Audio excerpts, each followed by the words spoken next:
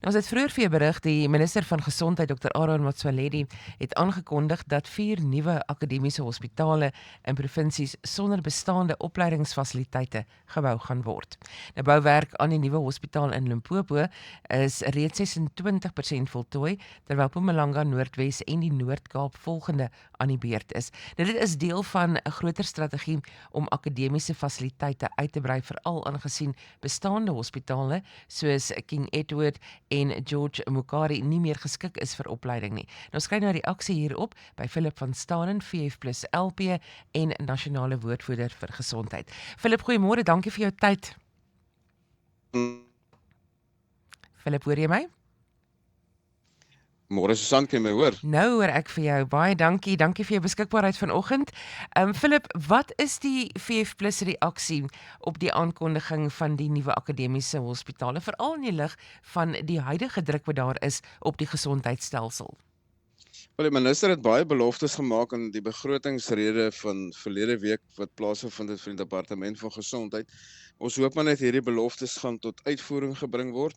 Die vraag wat ons egter moet vra is, waar gaan die finansies hiervoor vandaan kom? Jy weet, ons departement sit tans met 'n begroting vir die 25-26 boekjaar van so 64.8 miljard rand. En dan het ons gesien dat die PEPFAR USA onttrekking het 'n gaping gelos in die departement se begroting van so 7.5 miljard rand. Maar goed, hy het nou gesê nasionale tesourie gaan 'n verdere 6.7 miljard in die begroting stort en plus nog 'n verdere 500 miljoen rand ook ekstra wat bewillig word vir die aanstel van 1200 dokters en verpleegsters. Nou, ek het 'n bietjie gaan kyk, ons geluister na wat hy gesê het. Dis baie goeie planne op die tafel het. Ons het nuwe hospitale nodig. Ek dink is iets waarvoor ons is nog alself die afgelope 11 jaar geveg het daarvoor met wel te laat realiseer, maar ons moet ook realiteit in die oë kyk, is daar genoeg befondsing daarvoor? Ons het nie genoeg dokters nie, ons het nie genoeg verpleegsters nie, en die vraag moet gevra word, waar gaan die geld vandaan kom?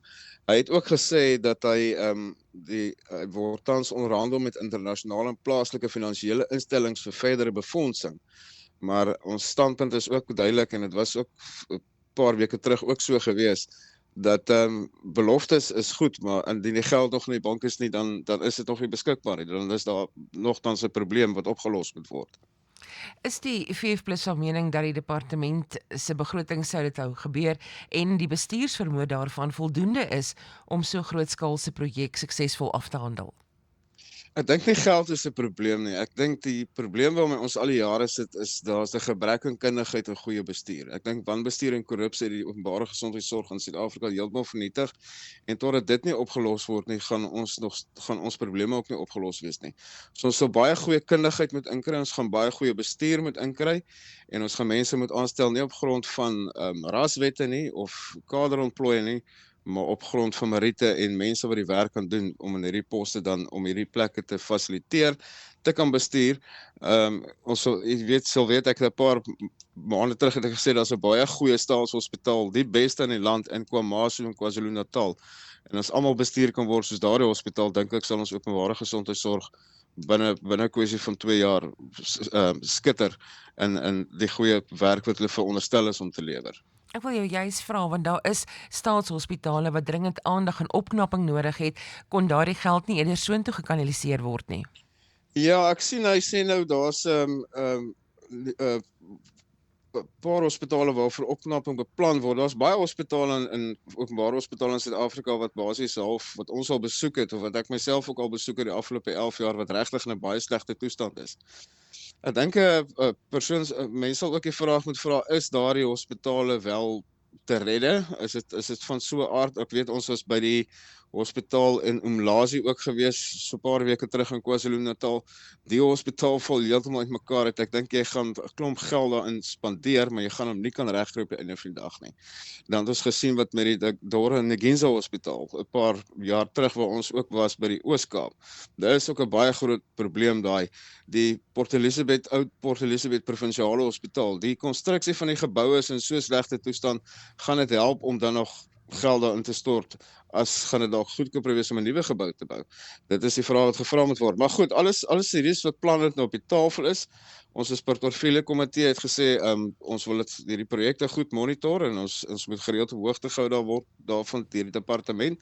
En ons sal ons hand regtig gee om te hou, want ons kan nie nog as ek dit kan noem 'n tipe skandaal bekostig om te sê maar hier's nou klomp geld, hier gaan goed gebou word, op die einde van die dag loop daar dalk konstruksiemafias meng dalk in. Dit is ook 'n probleem wat ons nie die oog uit moet verloor nie, wat deesdae 'n groot probleem is.